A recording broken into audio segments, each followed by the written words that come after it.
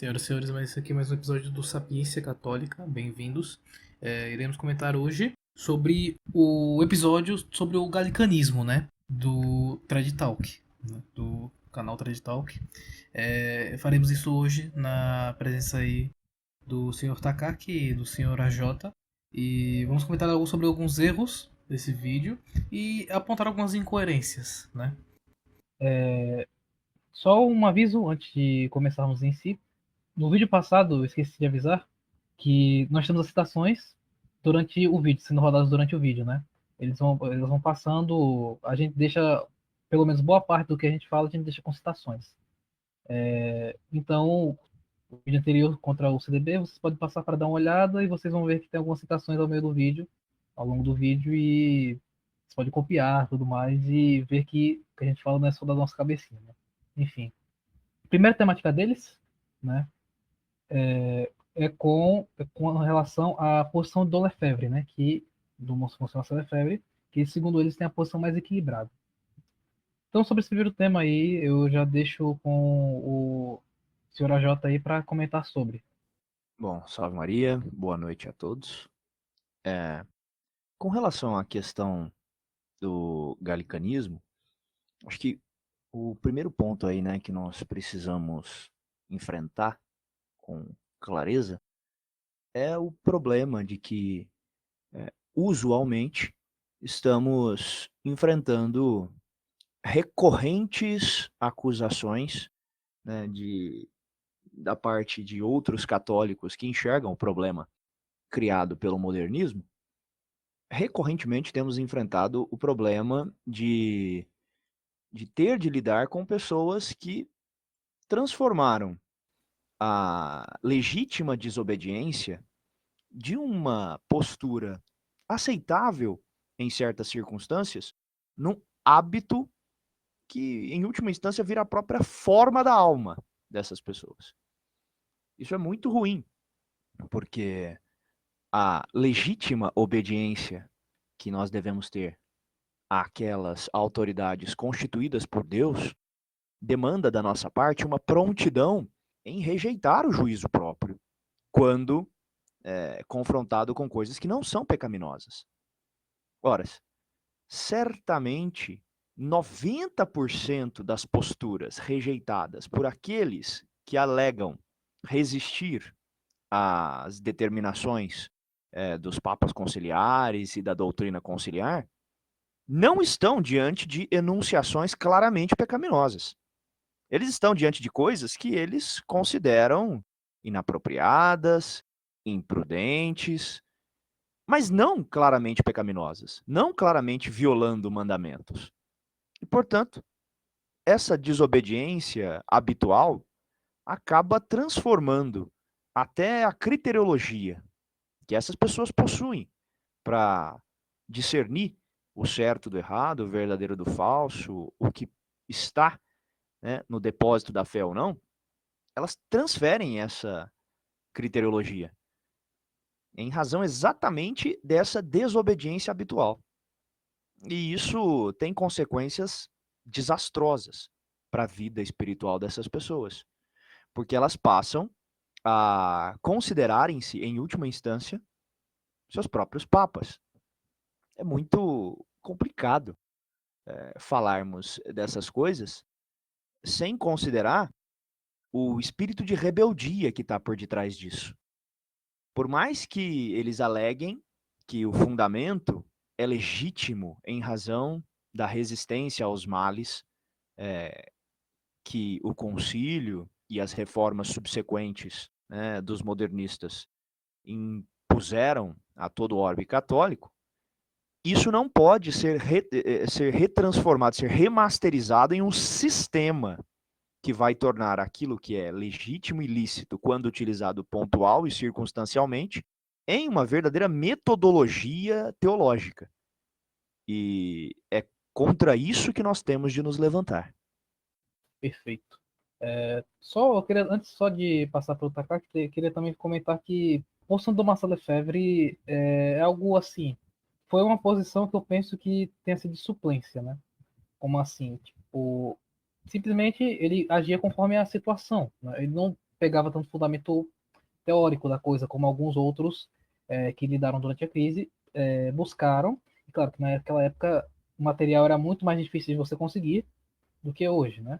Mas eu penso que, como Monsenhor Marcelo Lefebvre era um missionário nato, né? Não era necessariamente um intelectual, é normal que ele não focasse tanto na questão assim teórica, de entender se, por exemplo, a questão do papo herético, ou não dizendo que ele absolutamente não entendia, né? Porque tem alguns pronunciamentos dele que estão, inclusive, na internet, que ele trata, por exemplo, como uma opinião provável, né? Mas ele era um missionário, ele chegava, fazia as missões dele, dava algumas catequeses também, ele foi professor de seminário na África, inegável, mas ele era tipicamente missionário, né? Tanto é pelo formação espiritana que ele teve, né?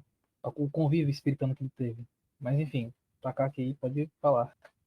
De fato, o forte do Marcelo Lefebvre era mais a parte da espiritualidade, não tanto teologia dogmática ou direito canônico, entendeu? Por isso, uma das razões para ele não tirar as devidas conclusões. E, antes de mais nada, né, eu gostaria de dizer que, como um ex-membro do TED Talk, eu gostaria de dizer que sou grato a eles, né, porque minhas participações foram, de uma maneira, frutuosas para mim, para minha formação, e, bem, desejo tudo bem para eles, mas os pontos que me fizeram mudar de posição e me fizeram sair do projeto, convém expor aqui também, entendeu? Porque quando eu percebi a incoerência dessa posição reconhecer e existir, eu decidi deixar o projeto. Cumpri os meus compromissos, foram 3 gravações feitas depois que eu assumi minha posição, em privado com eles, e aí então eu acabei deixando o projeto. Mas o que eu tenho a comentar é o seguinte: a posição do Lefebvre, dizer que a posição do Lefebvre é equilibrada e que, portanto, é melhor, não é um melhor argumento. Porque não temos que buscar a posição mais, entre aspas, equilibrada. Temos que buscar a posição correta. E essa posição correta, ela pode ser, entre aspas, extremista. E não necessariamente equilibrada. Não podemos ser meio herege e meio ortodoxo. Não podemos estar meio em comunhão e em uma condição meio cismática. Nós temos que buscar a posição correta, entendeu? E qual é o problema da posição do Monsenhor Lefebvre, né? Podemos chamar de lefebvismo. O problema é que nessa posição, tá, eles aceitam a possibilidade do magistério da igreja defeccionar e a tal ponto que devemos resistir a esse magistério. Isso não faz sentido. Foi isso que eu percebi quando eu resolvi mudar de posição. Quando percebi que não tinha como sustentar isso. Mas isso a gente vai se aprofundar na próxima pauta. Perfeitamente, né? Tá fazendo o gancho aí. De fato, a posição RR ele tem uma hora que ela chega a ser, de certo, insustentável. Eu também, só contra a questão da gratidão Trade Talk, eu também tenho minha gratidão Trade Talk porque, vamos dizer assim, eles têm bons temas, bons vídeos, né? Por exemplo, contra o darwinismo, sobre o apocalipse também eles têm um episódio bem interessante. Eu acho o trabalho deles assim razoável. Tem bom. Até vocês vão achar assim, depois alguns comentários meus lá em alguns vídeos. É normal. Na época que eu era RR ainda. Né, Sim, reconhecido uma coisa que eu acho interessante, que eu gostaria de comentar rapidinho também, a posição RR eu acho que é aceitável como uma espécie de transição, entendeu? É mais ou menos como a lei mosaica enquanto o evangelho não foi pregado pelo mundo, sabe? Da pessoa deixa o modernismo e, tipo, vê que coisa errada, aí acho que dá para tolerar a posição RR como uma espécie de transição. Mas não é algo para se manter. Porque a pessoa nessa posição está discernindo ainda, ela está percebendo as coisas. Aconteceu comigo, pelo menos, né? Mas enfim, perdão a interrupção. também foi o que aconteceu comigo, de certa maneira. É porque você vai ficando aqui no modo operando da igreja conciliar, você vai percebendo, você começa assim, é curioso. Você começa descobrindo que palmas na missa são um abuso litúrgico. Aí você vai se aprofundando, cavuca, mais você vai descobrindo que mais coisa está errada. Aí você vai descobrindo os problemas da reforma da aula conciliar. Aí depois você descobre a Marcelo Lefebvre. E aí você descobre a fraternidade Santo Décimo. Depois você descobre a resistência. E aí vai até chegar no sedevacantismo. Tem gente que pula, né? Tem gente que vai do comunismo para o sedevacantismo, né? Mas são raros. Tem gente que vai para o sedevacantismo direto também, para a posição. Mas é como se fosse uma transição mesmo, um amadurecimento da compreensão da crise. E agora, seguindo para a próxima temática, nesse episódio do Galicanismo, eles tratam da questão se o Papa trabalha contra a lei maior da igreja, né? Que é salvação das almas, salus animarum, né? Como diz lá no Código Bíblico Canônico, ele não deve ser obedecido.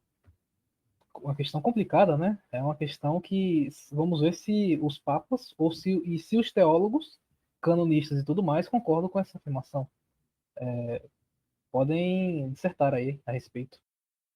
Pois bem, senhores, eu entendo que esta afirmação, né, de que caso alguém trabalhe contra a lei maior da igreja, ele não deve ser obedecido, isso é verdade sob certo aspecto, porque trabalhar contra a salvação das almas pode ser entendido de diferentes modos. Um modo é agindo de maneira pecaminosa, por exemplo. Quando você age de maneira pecaminosa, você colabora com a perdição não somente da sua alma, como das almas dos seus irmãos. E, portanto, é óbvio que, nesta medida, mesmo um Papa legítimo pode sim trabalhar contra a lei maior da igreja. Então, é óbvio, né, que, nesse sentido, não se pode obedecer quando o Papa, por exemplo, demanda que você cometa um pecado.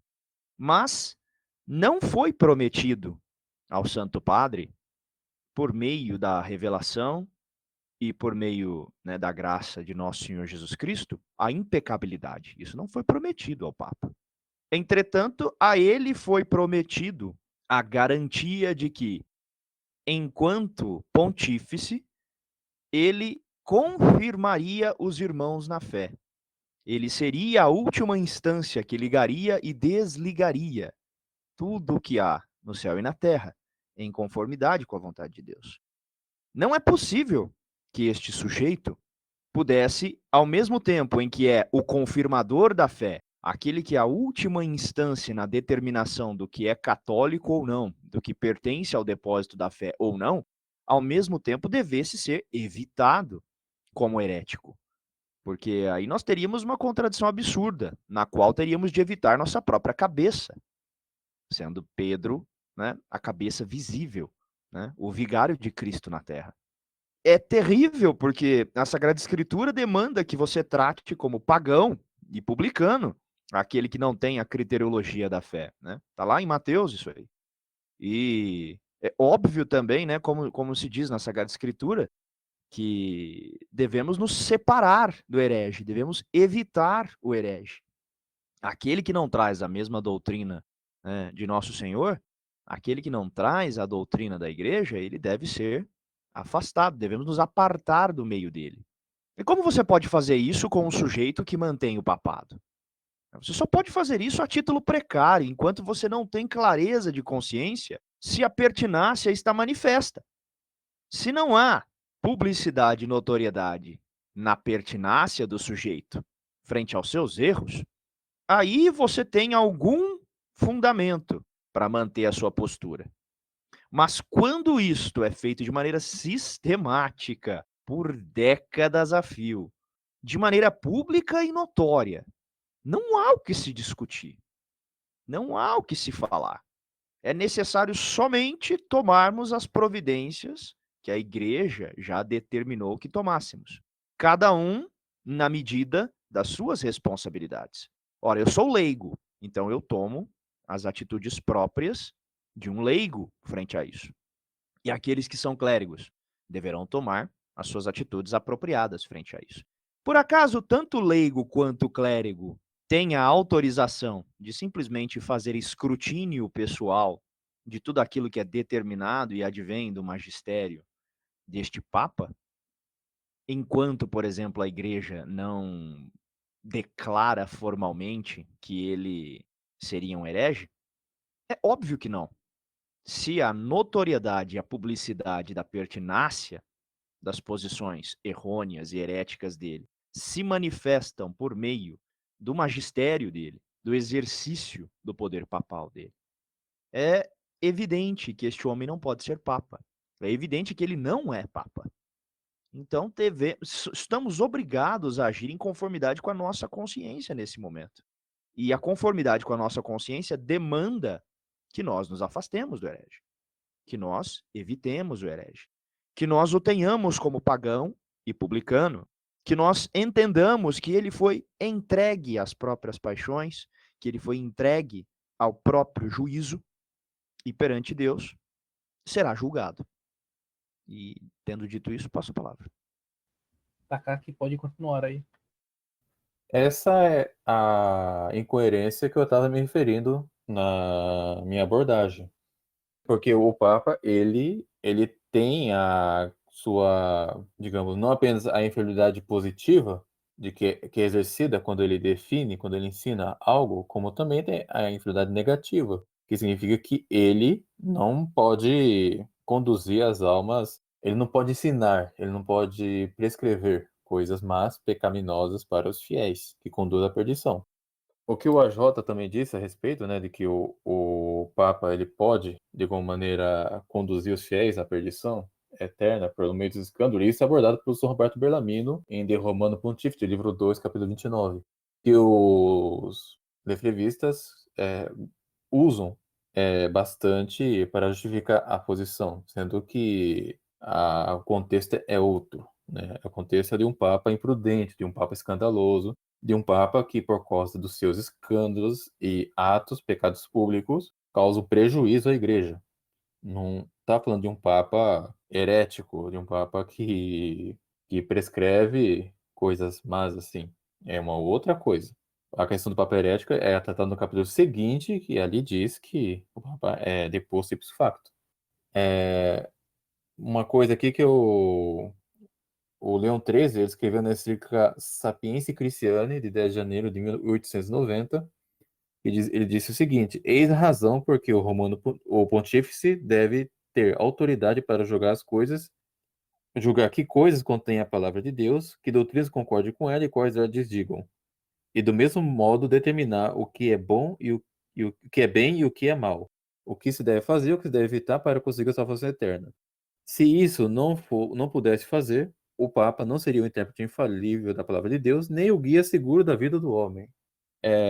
O mesmo Leo XIII, na Satis Cognitum, 29 de junho de 1896, todas as vezes que a palavra desse magistério declara que essa ou aquela verdade faz parte do conjunto da doutrina divinamente revelada, deve cada um crer com certeza que isso é verdade. Porque se de algum modo isso pudesse ser falso, daí se seguiria o que evidentemente é absurdo, que o próprio Deus seria o autor dos erros dos homens. Eu acredito que essas duas citações refutem totalmente esse absurdo de que o Papa pode cooperar de alguma maneira com a apostasia dos fiéis ou com a destruição da igreja, exercendo seu magistério e os atos disciplinares, né? Ok, encerro aqui. Perfeito. Bom, continuando, para fazer algumas considerações, essa posição de reconhecer e resistir representa vários grupos, né? No Brasil, aqui a gente tem a Fraternidade São Pio X, tem o Estudo do Bom Pastor, apesar de eles serem mais ou menos escondidos, temos a Monfort, né? Uma conhecidíssima Monfort, desde aí no idos de 90, começo de 2000. Até FEU a gente pode também considerar um pouco, né? Até porque um dos trabalhos, né, mais conhecidos aqui, pelo menos aqui no Brasil e até lá fora, sobre essa questão, sobre todo esse poder reconhecer e resistir a um Papa ao mesmo tempo, é do Arnaldo Vidigal Xavier da Silveira, né? Sobre o missal de Paulo VI, o que pensar, né? O que ele pensar. Mas, enfim, essa posição no futuro ela vai causar um problema. Porque suponhamos assim que quando tiver realmente os celibacantistas reconhecer de fato moralmente, não, com unanimidade moral até sobre a igreja, um soberano pontífice, né, junto com os tradicionalistas e tudo mais, esse pensamento de reconhecer e resistir ele vai ser muito danoso, né? Porque se para eles São Pedro, né, na pessoa do Papa, ele não é mais a palavra última da definição de fé e moral, o que resta pra gente? Porque eu vejo muitos tradicionalistas assim reduzirem a questão do Papa herético, né, e até do Papa em si, tipo, as propriedades do Papa, como se o Papa fosse um sujeito mal acabado, né? Que ele tá ali, ele não mesmo ele falando uma coisa, mas ele não falou solenemente, então, portanto, dá para discordar. E aí fica fazendo essas considerações, fica nesse bate e volta. No final das contas, o que a gente tem? A gente tem um papado enfraquecido, né? Isso é uma coisa triste, porque o papado, ele é a rocha sólida, né? Por isso que Pedro é a rocha base, né, da igreja, sobre que edificarei a minha igreja, né, do Nosso Senhor, contra todas as heresias, contra todos os ataques. Tem uma encíclica uma carta, né, de um papa chamado São Leão IX, né, na carta Intera Pax, que ele fala, né, sobre essa que São Pedro, de fato, não pode falhar da fé, né? Ou seja, o Papa não pode falhar da fé de nenhuma maneira. Ele vai permanecer a fortaleza da Igreja contra as heresias. Claro, tem o Espírito Santo, né? Mas o Espírito Santo ele age pelo Papa, né? Ele age de maneira visível pelo Papa, assim como o nosso Jesus Cristo age pelo Papa, né? Por isso que o poder do Papa é poder vicário, né? É o poder que o nosso Jesus Cristo concedeu, né? Ele é o vigário de Cristo. Então, todas essas coisas, essas considerações sobre o papado têm que ser ressaltadas porque hoje se ignora. A gente tem até uma mentalidade assim meio acostumada, até de quem saiu do tradicionalismo para o observacantismo, de que, não, a gente pode resistir a isso, a gente pode resistir a uma liturgia inteira, que não pode, né? Segundo pelo menos até os cânones de Concílio de Trento e alguns outros documentos.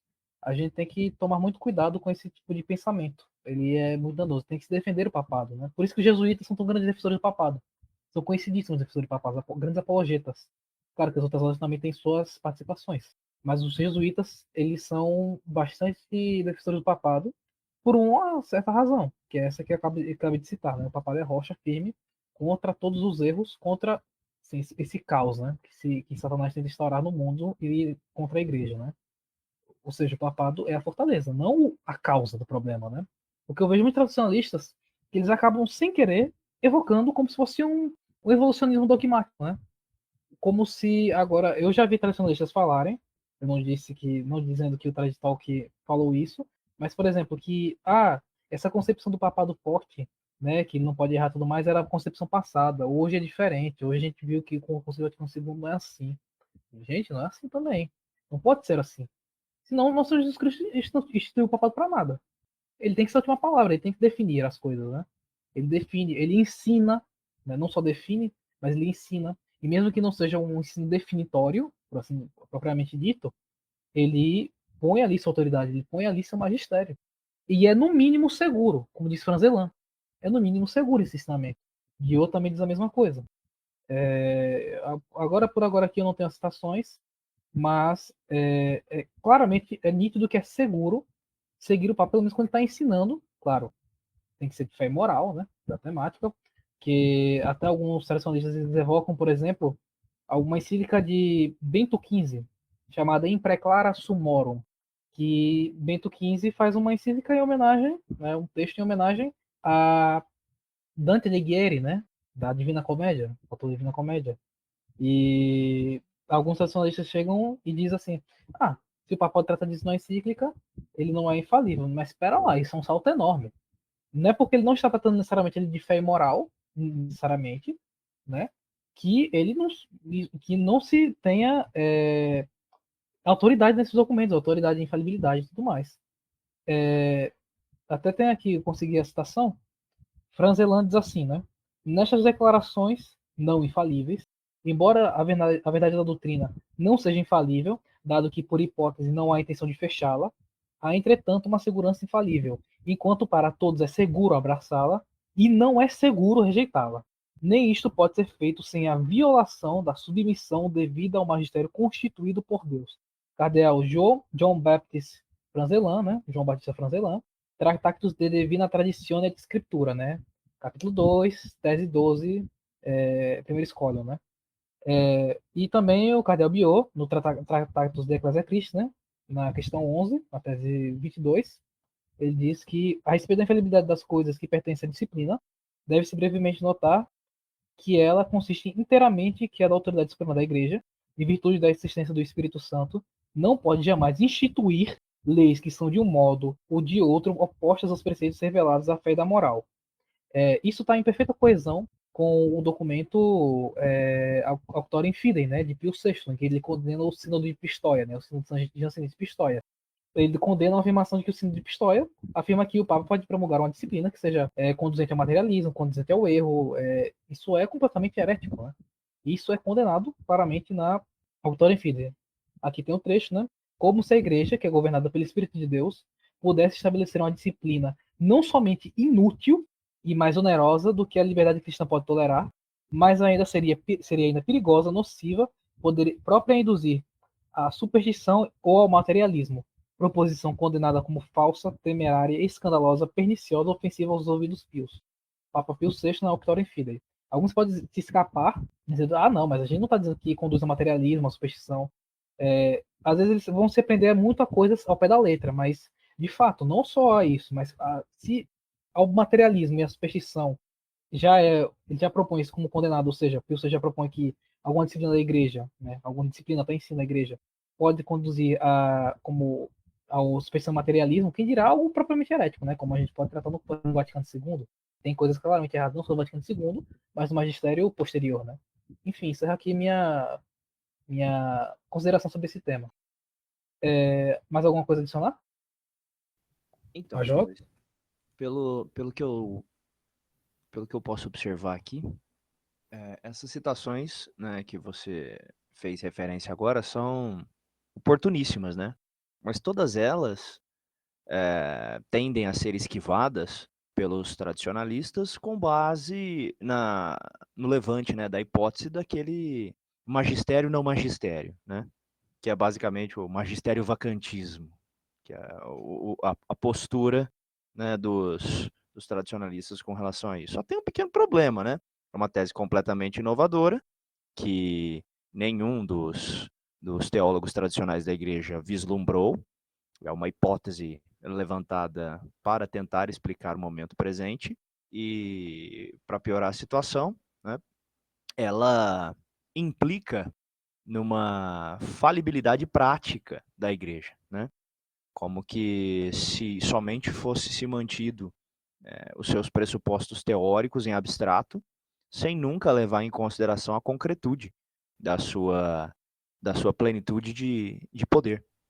E, portanto, é como se nós tivéssemos um papado e uma igreja que não tem efetivamente o seu resultado proposto por Deus Nosso Senhor nas mentes, nos corações, nas almas, no exercício da liturgia, né, no cotidiano, na influência cultural, simplesmente acaba todo tipo de guiamento que pode ser dado aos fiéis. É como se o magistério vivo da igreja, que é pressuposto quando você tem clareza com relação à hierarquia, não estivesse mais vivo. É como se a igreja tivesse condenada a ter somente o guiamento por meio de um magistério morto, interpretado por teólogos privados. Isso não há como se defender. Isso não tem. Não há condições mentais de se admitir que isso é a igreja de Nosso Senhor Jesus Cristo. A menos que você faça, entendeu? Um tour de force gigantesco. A menos que você distorça efetivamente, né? Qual é o significado da verdadeira submissão e obediência àquele que é, né, o sucessor de Pedro. Porque não somente devemos obedecê-lo naquilo que ele determina em termos de fé e moral, mas sim em tudo aquilo que ele propõe no seu magistério ordinário universal. E mais ainda, mesmo no seu magistério ordinário, sendo ainda não ele universal, nosso assentimento deve ser piedoso, deve ser claramente, né, sem nenhum tipo de restrição, né, pelo menos externa, deve ser assim. E se você tiver algum tipo, né, de escrúpulo ou grave motivo, né, para tentar se contrapor, nem por isso você está autorizado a externar isso publicamente. O que é completamente avesso ao que esses sujeitos fazem. Completamente avesso. Então, tradicionalmente falando, não há como olhar para os tradicionalistas como pessoas que seguem a tradição da igreja. acerca do modo como lidar com a heresia, como lidar com os erros graves, manifestos e ensinamentos. Não, eles não são tradicionais com relação a isso. Eles são exatamente o contrário disso. Isso que você abordou agora, Jota, é o que o padre Caldeirão ensina. Para ele não tem mais magistério. Os ditos papas não têm mais intenção de ensinar, por isso não ensinam nada, etc, etc. E como o padre Bernard Lucian, que é bem com quem temos muitas reservas, né? Nós temos muitas reservas com ele, porque ele é continuista, agora, né? Eu não sei se ele chegou a refutar o padre Caldeirão quando ainda era vacantista, mas vou dar um exemplo aqui. O padre Caldeirão ele escreve aqui na Candeia debaixo do alqueire. Ele está na introdução da resposta do terceiro artigo. Ele escreve assim, ó. Não só se deve conceder ao magistério conciliar nenhum grau de autoridade doutrinal, mas deve-se evitar ouvir a sua voz, como a de todo autor de cunho modernista, porque ele aceitou a concepção subjetivista das ideologias modernas, que vicia desde a medula toda e qualquer doutrina. Aí tá, né? Então quer dizer que a magistério da igreja pode chegar nesse nível aí. Uma coisa que dizer que o magistério da igreja pode ser praticamente a mesma coisa que o magistério da confissão de Augsburgo, né? Assim, não tem sentido, cara. Não tem sentido. Quando as Sim, pessoas começam a observar a realidade e falam, gente, o que eles estão propondo demanda, em última instância, na negação da criteriologia da fé. A pessoa perde o critério da fé. sim. O padre Bernardo Lucian, quando ele refutou o padre Codron, ele disse que se o que o padre Codron escreveu foi verdade, então houve uma defecção do magistério da igreja, o que é impossível, porque tem assistência do Espírito Santo. E, bem, infelizmente, não tem como discordar dele, porque é isso mesmo. Mas é esse autor que os tradicionalistas seguem. Tem trechos muito mais comprometedores também na Candeia, né? Até depois a gente pode tratar deles. Especialmente quando ele começa a citar sobre também o estudo do Arnaldo Vidigal Chaves da Silveira. Mas eu acho que vamos prosseguir aqui. Só um aviso aqui. Vocês querem falar sobre as excomunhões da questão do Monsenhor Lefebvre e tudo mais? Olha, Bem, eu particularmente parto do pressuposto simples de que, tendo em vista que a autoridade excomunicante, né, não tinha autoridade para excomungar, naturalmente que essas excomunhões não têm nenhum valor jurídico para nós. Mas para eles é uma excomunhão justa, tendo em vista que a autoridade papal a qual eles se subordinam foi quem determinou isso. Ah, é possível que se considere injusta mesmo assim, tal. Perfeito, mas você é obrigado a obedecer às consequências dela, enquanto não houver, né, uma redenção da condição. Você é obrigado a obedecer.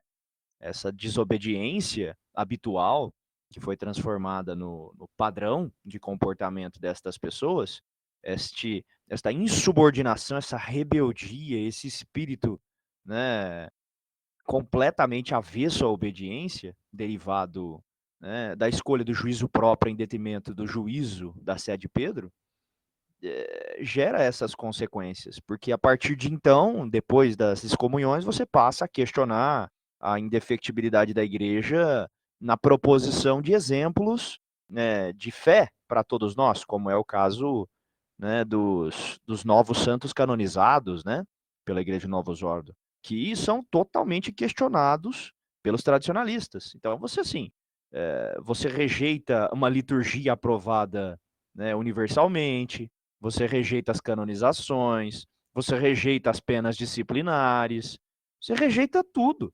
Você só aceita ali o que te convém. Em que medida isso acaba se tornando diferente de um protestante? Em nenhuma. Pois é.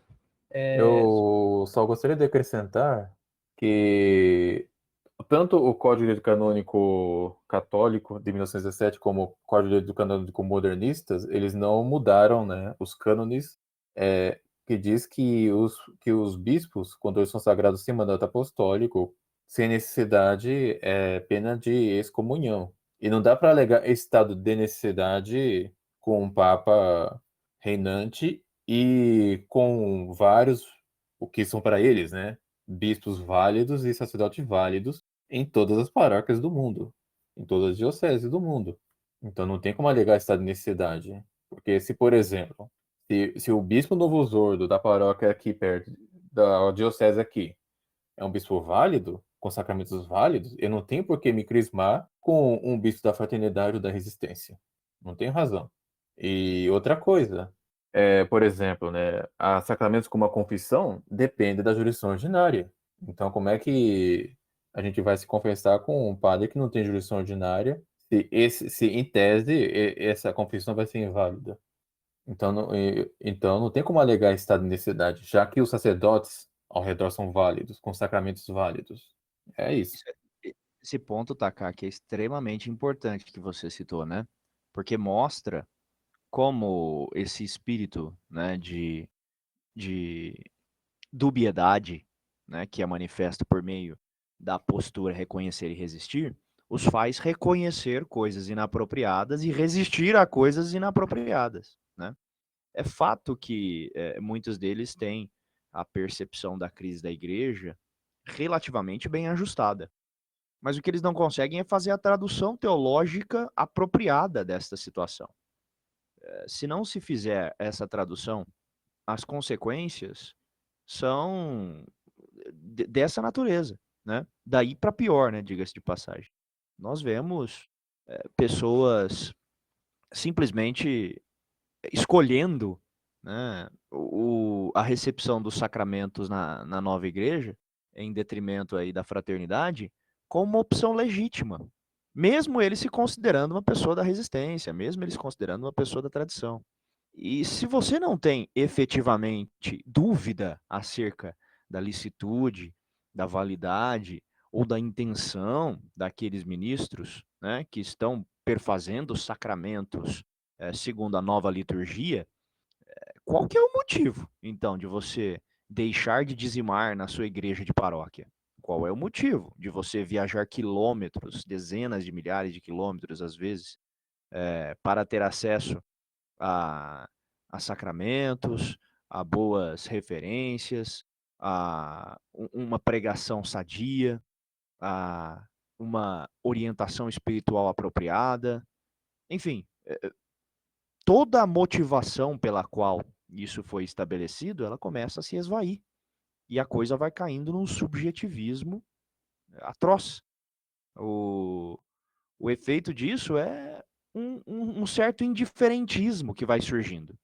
É como que meio que preparando a pessoa para aceitar a revolução, para aceitar a alteração das coisas no estado de pseudonormalidade que esse tipo de passividade impõe.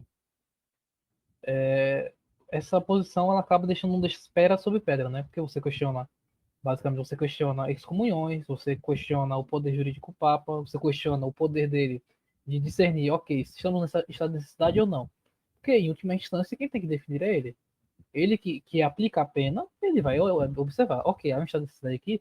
Sim, não. Se não há, ele excomunga e dá razão, né? No caso aí, o João Paulo II, para a gente não tem autoridade. Por isso que a excomunhão dele é inválida, né? Ou a excomunhão de Monsenhor Marcelo Lefebvre, de Monsenhor Antônio Castro Maia e de todos os outros bispos envolvidos, né? É claramente inválida. Mas essa é a única via. Porque, caso contrário, você não tem como. Você pode fazer um trabalho canônico excelente, explicando por que seria inválida, pipipi, popopó. Mas o fato é o seguinte: quem vê e quem define, sanciona se é ok, há esta necessidade ou não há, é o Papa. Se a gente ficar definindo essas coisas quando de fato há uma autoridade vigente, há autoridades, os prelados, né? Os ordinários em suas dioceses e tudo mais, e a gente passa por cima disso tudo, o que é que vai sobrar da igreja? Nada. Não resta pedra sobre pedra. E isso é complicado, né?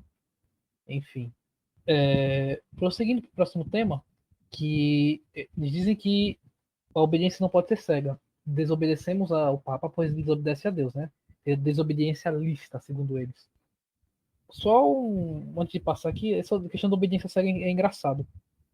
Porque dizem que, ok, a gente não pode dizer que não é papa, o Papa não é Papa, mas a gente pode dizer assim, ok, ele está simplesmente, eu acredito que seja Papa, mas ele está errado nisso, nisso, nessa encíclica aqui, e ele promulgar coisas heréticas, e eu resistir a ele, mesmo que vários canonistas, até papas, já digam que um sujeito herético não pode ser papa, né? Ele não pode ser apontado como herético também, nem pela própria, nem só pelo um juízo jurídico, mas um juízo pessoal, né? No caso, não um juízo pessoal como se fosse um julgamento jurídico propriamente tribunal, mas o discernimento da razão quanto à coisa, né? Quanto ao objeto ali sendo observado, né?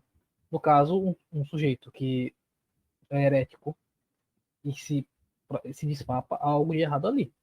E se ele promulga heresia, sendo pontífice, e há todas as garantias possíveis do sujeito ser coberto contra esse tipo de erro, então há um problema, né?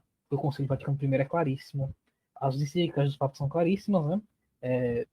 Sapiência Christiana, Satis Cognitum, ambas de Leão XIII, Quarto Supra de Pio IX,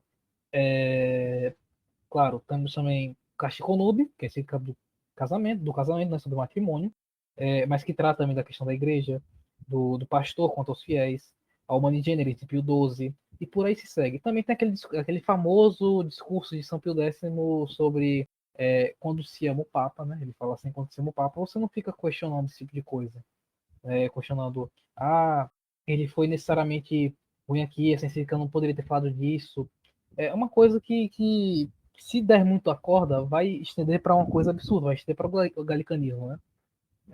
De fato. Então é curioso, no mínimo. A Jota, se você quiser prosseguir aí. Eu não creio que a gente já não tenha cotejado esse tema, né? De fato, nós já tratamos dele. Mas a desobediência legítima, como eu disse, né? Muito circunstancial, muito pontual e muito per modum actum, entende? Desobediência, né? Desobedecer, não acatar a uma autoridade católica, a uma autoridade instituída por Deus, protegida pelo Espírito Santo, não é uma atitude ordinária, não é uma atitude comum. Não pode se transformar num hábito. Não pode se transformar, inclusive, não pode ser o pretexto justificante de toda uma hipótese teológica, entendeu? Criada para manietar a igreja de sua expressão verdadeira. E nesse sentido, o sujeito que entende que a desobediência legítima pode ser exercida desse modo, esse sujeito, ele está irmanado com aquele que diz não serve, não servirei. É o princípio, né? O pai da desobediência não é Deus. O pai da desobediência é o demônio. E, portanto, é muito temerário que as pessoas olhem, né, para o ato de desobedecer como uma coisa aceitável, corriqueira, e vira um hábito na alma da pessoa. Isso é prejudicial, isso tem consequências espirituais. Como você mesmo disse, Pedro, né, isso tende ao galicanismo, de modo tal que a pessoa passa a entender que aquilo que o Papa afirma, aquilo que o Papa expressa, deve necessariamente passar primeiro por um escrutínio de um critério externo, de um critério que o anteceda em termos de definição do que seja ou não ortodoxia da fé. E isso não é o caminho natural. Se você percebe esse tipo de incongruência, a primeira coisa você vai procurar saná-la. Se você não a sana, você deve agir em conformidade com aquilo que o magistério da igreja diz, né? Com a própria Sagrada Escritura diz. Se você advertiu, né, alguém várias vezes e ele não se corrige do seu posto, se não se corrige do seu ponto, obviamente você não está mais diante de uma pessoa que é católica, né? Você está diante de um herege.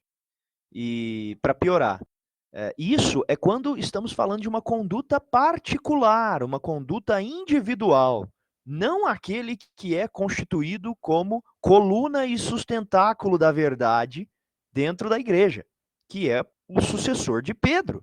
Não dá para utilizar este critério ao analisar os atos públicos da pessoa pública do soberano pontífice, do sumo pontífice, do doce Cristo na terra. Não dá. Fazer isso é trilhar a passos largos para irmanar-se com Satanás. Takaki quer fazer mais alguma consideração aí sobre? Não, achei que a colocação foi perfeita, né? Acho que esgotou essa parte. Perfeito. Prosseguimos aqui com também que eles falam que as mudanças, né, da processos do concílio, como o novo Zordomice, o novo Código de Direito Canônico, tudo mais, né, que vem no pacote, vem de uma religião humanista. Mas isso não quer dizer que os sujeitos não são papas. Bom, só antes de passar a palavra, eles vão correto a ponto de dizer que sim, realmente vem de uma religião humanista. Eu não sei se é só humanista, acho que parece que me vem de outro lugar mais profundo. Mas realmente há um problema aí. Mas será mesmo que isso quer dizer que esses papas não são papas? Passo a palavra para vocês. A Jota. Senhores, dizer que essas mudanças elas advêm de uma nova religião humanista, a primeira coisa que se precisa entender é que não há duas religiões, há uma só. Então, se eles defendem a ideia de que existe outra religião que não aquela que Nosso Senhor instituiu, meu Deus, nós não somos irmãos, nós não estamos na mesma entidade espiritual, nós não pertencemos ao mesmo corpo místico. Você está numa outra entidade. E se você assim considera que as coisas são, você não tem justificativa nenhuma para permanecer em comunhão daqueles que seriam os líderes e representantes máximos desta nova religião. Se o novo Código de Direito Canônico, se a nova missa, se os novos sacramentos, se a nova liturgia, se o novo modo de ser católico é incongruente com a fé tradicional e representa uma nova religião, que seja anátema. Isso não sou eu quem digo. É nosso Senhor Jesus Cristo na Sagrada Escritura. Se vier até um anjo de luz dizendo outra coisa que não aquilo que eu vos digo, seja anátema. Não há critério aqui para você considerar uma justaposição de duas religiões. Isso é impossível. Isso é um delírio. E não adianta considerar, não, porque veja bem, vai se apelar para aquilo que, né, criticou-se muito justamente na postura de Monsignor Williamson, o tal do mentevacantismo, né? Não, ele tem uma interpretação modernista das coisas tradicionais, mas essa interpretação é condenada pela igreja. Por que não simplesmente aceitarmos as consequências de se admitir este fato? Não aceitar as consequências, não chegar na plenitude das conclusões que as premissas postas impõem a qualquer consciência lógica, é temer a verdade. É temer os efeitos que a verdade impõe a você. Eu não vejo nenhuma outra palavra para descrever isso, senão covardia. Sim. Só até dando aqui uma ressaltada. O trecho que você cita, né, a Jota, é o trecho especificamente de Gálatas, primeira Gálatas, no primeiro capítulo, né? Que ele fala assim, mas ainda, ele diz assim, de fato, não há dois evangelhos, há apenas pessoas que semeiam confusão entre vós e querem perturbar o evangelho de Cristo. Mas ainda alguém, nós ou um anjo baixado do céu, vos anunciasse um evangelho diferente do que vos temos anunciado, que seja ele anátema. Repito aqui o que acabamos de dizer. Se alguém pregar uma doutrina diferente do que recebestes, que seja ele excomungado.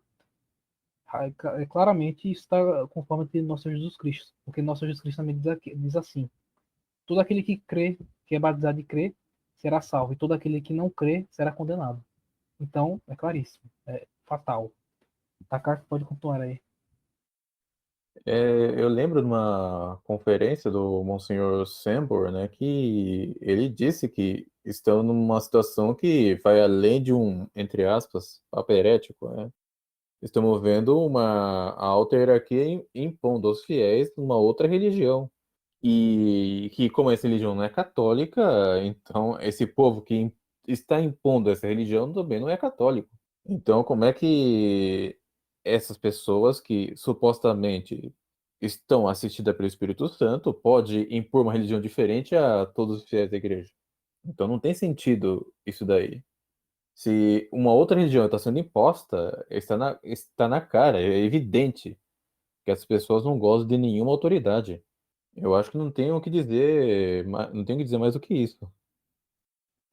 Perfeitamente. A gente vê claramente incongruência, né?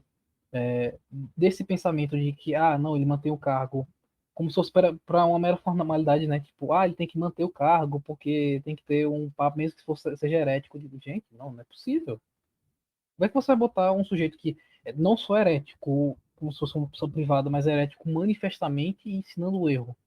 Qual que fundamento da Igreja Católica permanece aí? Aí vai para o bueiro todo o magistério, a escritura, a tradição. Porque ele contraria esses três. Os três pilares da Igreja Católica, vamos assim dizer. Os três. Como é que ele vai sobrar alguma coisa aqui? Tá lá. Melhor colocar um Silas Malafaia lá na Catedral de São Pedro, é a mesma coisa. Não faz diferença nenhuma. É a mesma coisa. Se bem que Então, não está muito longe disso, né? Não está muito longe disso. eu acho que é A até situação que a gente pior. tá. Eu acho que é até pior. Se deixarem, daqui a pouco vão colocar, como é que fala? Vão canonizar a Pachamama. Capaz, dos últimos beatos aí, inclusive hoje me mandaram um texto de um beato aí, candidato acho que por Wojtyla, por Ratzinger, ou por Francisco, não lembro, um dos últimos três papas, que ele fala claramente que gostava de conviver com a Tarica, com o Islã, com não sei o que, num irenismo fortíssimo. Essa pessoa olha assim e ainda, tipo assim, quantas canonizações é um tema que a gente pode tratar futuramente, mas, pelo amor, promulgar um sujeito que fala esse tipo de coisa herética, né? Antigamente, no processo de canonização, era muito minucioso, a ponto de ver todos os escritos do sujeito, né? Como é que se admite que se cultue assim, se faça veneração do sujeito desse, que promulga, que faz esse tipo de coisa escandalosa para a Igreja Universal, né? Porque a canonização, você está instituindo o culto daquela pessoa, a veneração daquela pessoa para a Igreja Universal. Não pode ser algo trivial, leviano.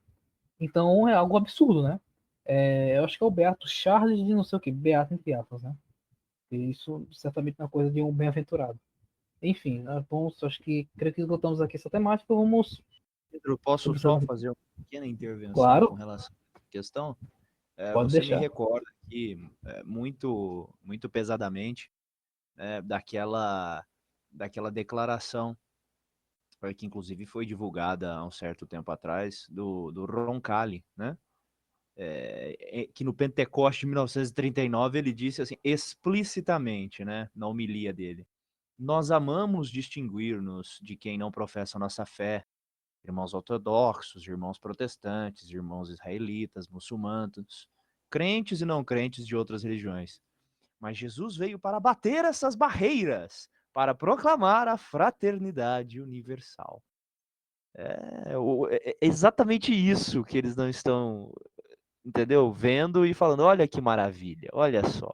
Isso aqui é o supra-sumo, a fina flor, né? O puro suco do modernismo, expresso numa figura que eles consideram atualmente canonizado, né? Que foi alçado aos altares na nova igreja. João 23. Absurdo. Pior que João 23 ser canonizado é Paulo VI ser canonizado. Paulo VI destroçou tipo assim, destroçou não, né? Porque ele não pode fazer isso. Ele não vai destruir a igreja dessa maneira, mas a tentativa de destroçar a igreja é fortíssima. Foi fortíssima, né? Até o estandarte da Batalha de Lepanto ele deu para os ortodoxos. Fora, claro, que ele promulgou documentos hereticíssimos, beijou se ajoelhou perante entre aspas, isso, anglicano tudo mais. Isso não é postura de um católico. Isso em diante do Papa. Paulo VI jogou uma bomba atômica na igreja, basicamente, né? Graças a Deus, isso aqui é instituição divina. Porque senão, enfim. Senhora J. Takaki, vocês têm algumas considerações finais a fazer? Gostaria de agradecer mais esse convite para esclarecer bem os pontos tocados, né, e deixar claro que sou grato ao Thread Talk, que me ajudou bastante na minha evolução intelectual, no meu desenvolvimento de militante do catolicismo, digamos assim. E eu espero, né, que um dia eles alcancem a verdade. Bom, senhores, eu agradeço a oportunidade. Quero pedir a Deus, Nosso Senhor, que nos abençoe e nos proteja contra os erros do galicanismo em suas diferentes posturas e em tudo aquilo que contradiz o dogma e a verdade católica. E peçamos à Virgem Maria que nos auxilie na missão de querer permanecer na verdade, estar unido à verdade e a ela ser fiel, com palavras, atos, pensamentos e com todo o nosso ser. É isso. Deus abençoe a todos. Enfim, senhores, agradeço pela participação de vocês hoje, no episódio de hoje sobre o galicanismo. Eu acho que foi pertinente se a gente citar esses problemas, citar essa coisa, né? Esse status quo deve ser questionado, né? Que é o pensamento majoritário dos tradicionalistas brasileiros, infelizmente, mas que tem solução, né? Dá pra se fazer um debate aceitável sobre essa questão. Agradeço a participação do senhor AJ, do senhor Luciano Takaki, e Deus abençoe vocês, e voltaremos com os próximos episódios questionando e falando sobre mais temas relacionados a este.